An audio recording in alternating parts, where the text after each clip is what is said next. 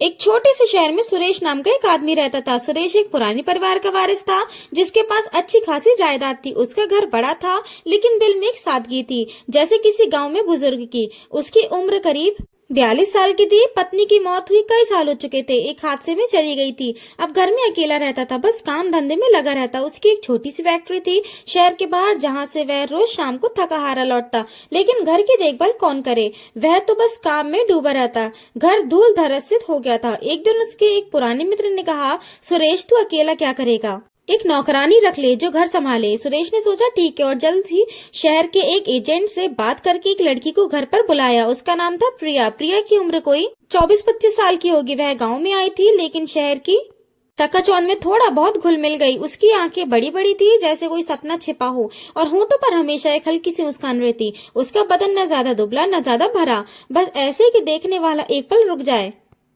बाल लंबे घने काले जो पीठ पर लहराते रहते। जब वह काम करती तो कभी कभी बाल चेहरे पर आ जाते और वह उनसे बड़े नाच से पीछे सरका देती। उसकी चाल में एक लय थी जैसे कोई हल्का सा संगीत बज रहा हो। प्रिया की त्वचा नरम लगती जैसे रेशम की तरह, लेकिन वह दिल की साफ थी, बस काम में लगी रहती, कोई फालतू बात नहीं। वह घर आई और पहले दिन से ही काम पर जुट गई। सुरेश ने सोचा अच्छा हुआ, अब घर ठीक रहेगा।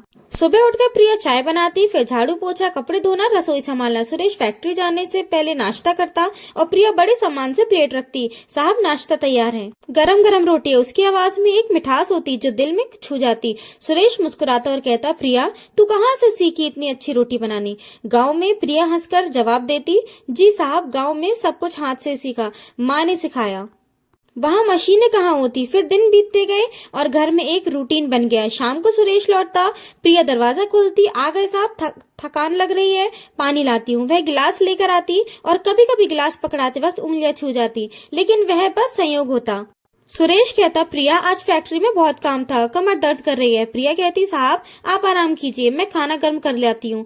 लेकिन वह कभी मालिश या दबाने की बात नहीं करती, बस काम पर लग जाती। सुरेश को लगता शायद वह मालिश करवा ले, लेकिन कहता नहीं। एक शाम सुरेश घर आया तो देखा प्रिया रसोई में बर्तन धो रही थी। उसके कपड़े थोड़े गीले हो गए थे, पानी की बूंदें गले पर टपक रही थी, वह उन्हें पोंछ रही थी। सुरेश ने पूछा, प्रिया क्या हुआ, तू इतनी भीगी क्यों। प्रिया मुड़ी और बोली, साहब बस बर्तन धोते वक्त पानी ज्यादा गिर गया, आप बैठिए मैं चाय बनाती हूँ। सुरेश सोफे पर बैठ गया, लेकिन उसकी नजर प्रिया पर टिकी रही। प्रिया की साड़ी बदन से चिपक गई थी और वह चलते वक्त थोड़ा संभल कर चल रही थी। सुरेश ने कहा, प्रिया तू अच्छा काम करती है, घर अब चमक रहा है। प्रिया शर्मा गई और बोली, धन्यवाद साहब, मैं तो अपना काम करती हूँ। फिर बात खत्म हुई। प्रिया ने चाय दी, सुरेश ने पी ली। रात को प्रिया अपने छोटे से कमरे में सो गई जो घर के पीछे था। सुरेश अपने कमरे में, लेकिन उसके मन में प्रिया की वो सादगी घूम रही थी। अगले दिनों में सुरेश और प्रिया की बातें बढ़ने लगी। सुबह नाश्ता पर सुरेश पूछता, प्रिया तेरे गांव की क्या याद आती है।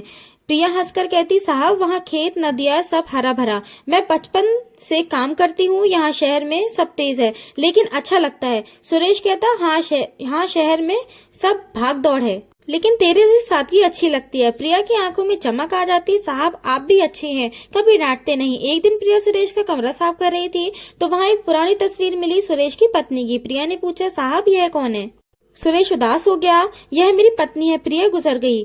प्रिया ने सहानुभूति से कहा, साहब सब ठीक हो जाएगा, आप अकेले मत रहिए, कभी बाहर घूमिए। सुरेश मुस्कुराया, तू है ना, अब अकेलापन नहीं लगता। प्रिया बोली, हाँ साहब, लेकिन मैं तो नौकरानी हूँ। लेकिन उसकी आवाज में एक गर्माहट थी। सुरेश ने कहा, नौकरानी नहीं, घर की सदस्य जैसी। प्रिया खुश हो गई, लेकिन अपनी हद जानती थी। दिन गुजरते रहे। प्रिया बाजार भी जाने लगी सामान लाने, लेकिन सुरेश हमेशा साथ जाता क्योंकि अकेली लड़की को बेचना ठीक नहीं। एक बार बाजार में प्रिया बोली, साहब यह फल ताजे हैं, ले लीजिए। सुरेश ने कहा, तू चुन। प्रिया झुकी तो उसकी चुनरी सरक गई, बाल चेहरे पर आ गए। सुरेश ने कहा, संभाल ले प्रिया। प्रिया हंसकर पीछे किए और शर्मा गई। घर लौटकर प्रिया ने खाना बनाया। सुरेश ने कहा, प्रिया तेरे हाथ का खाना जैसे माँ की याद दिलाता है। प्रिया बोली, साहब मैं कोशिश करती हूँ। धीरे धीरे दोनों के बीच एक रिश्ता बनने लगा। प्रिया अपनी कहानियां सुनाती, गाँव में कैसे खेलती, पढ़ाई कैसे छूट गई, शहर कैसे आई। सुरेश सुनता और कहता, प्रिया तू पढ़ना चाहे तो मैं मदद करूंगा। प्रिया कहती, साहब अब उम्र हो गई है, लेकिन शुक्रिया। सुरेश अपनी जिंदगी बताता, फैक्ट्री कैसे शुरू की, पत्नी के जाने के बाद अकेलापन। प्रिया सुनती और कहती, साहब जिंदगी आगे बढ़ती है, एक रात प्रिया रसोई में काम कर रही थी। सुरेश टीवी देख रहा था। प्रिया बोली, साहब नमक खत्म हो गया है। सुरेश रसोई गया, देखा प्रिया ऊपर से सामान निकाल रही है। उसका बदन थोड़ा तन गया। सुरेश ने कहा, रुक मैं निकालता हूँ। वह करीब आया, सामान दिया। प्रिया हंसी, साहब कर लेती। सुरेश बोला, कोई बात नहीं, तू छोटी है। फिर खाना बनाया, दोनों ने साथ खाया। समय बीतता रहा। प्रिया घर की हर चीज जानने लगी। सुरेश की पसंद, कपड़े कैसे रखने, खाना कैसे बनाना। सुरेश ने कहा, प्रिया तू इतनी मेहनत करती है, कभी आराम कर। प्रिया बोली, साहब काम से मन लगता है। सुरेश को लगता कितनी अच्छी लड़की है। कुछ हफ्ते बाद प्रिया ने कहा, साहब गांव से फोन आया, पिता बीमार है, मुझे जाना पड़ेगा। सुरेश चिंतित हुआ। प्रिया तू चली गई तो घर कैसे चलेगा? लेकिन जा, परिवार जरूरी है। उसने पैसे दिए। प्रिया की आंखें भर आई। साहब आप इतनी अच्छी क्यों? सुरेश बोला, तू भी अच्छी है। प्रिया गई, घर सूना हो गया। 2 दिन बाद लौटी, साहब पिता ठीक है। सुरेश खुश हुआ। शाम को दोनों बातें करने लगे। प्रिया गांव की कहानियां सुनाती, लोग कैसे मदद करते, त्योहार कैसे मनाते। सुरेश सुनता और सोचता, प्रिया कितनी मासूम है। महीने बीतने लगे। प्रिया अब सुरेश के लिए नौकरानी नहीं, घर की रखवाली करने वाली थी। सुरेश ने कहा, प्रिया तेरी उम्र हो रही है, शादी के बारे में कुछ सोचा है? प्रिया शर्मा गई। साहब अभी काम कर रही हूँ। सुरेश बोला, अच्छा लड़का मिले?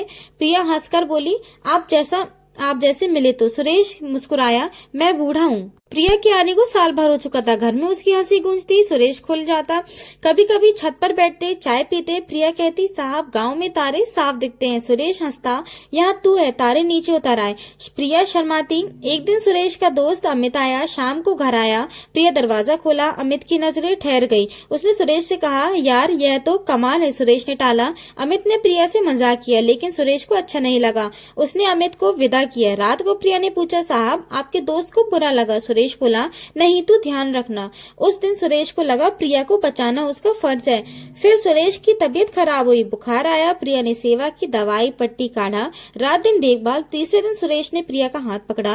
प्रिया तू भगवान का तोहफा है। प्रिया रो पड़ी। ठीक होने के बाद सुरेश ने कहा, प्रिया तू फैक्ट्री पर आ जा। साहब से प्रिया चौंकी। साहब मैं अनपढ़ हूँ। सुरेश ने मैडम बुलाई पढ़ाने को। प्रिया रो पड़ी, पैर छुए। अगले महीने प्रिया फैक्ट्री जाने लगी, हिसाब सीखा। शाम को क्लास प्रिया बदलने लगी, आत्मविश्वास बढ़ा। एक दिन बोली, साहब मैं बुटीक खोलूंगी। सुरेश ने गले लगाया। शहर में बातें हुई, लेकिन सुरेश ने कहा, प्रिया बेटी जैसी है। फिर प्रिया की माँ आई, रोते हुए बोली, अपने बेटी बना ली। फिर कहा, बेटी को बहू बनाई। सुरेश ने प्रिया से पूछा। प्रिया बोली, साहब आप जैसा चाहे। सुरेश ने कहा, मैं तेरी साथी बनना चाहता हूँ। प्रिया ने हाँ कहा। शादी हुई। प्रिया ने बुटीक खोला। अब दोनों साथ हंसते जीते। सुरेश कहता, प्रिया तूने जीवन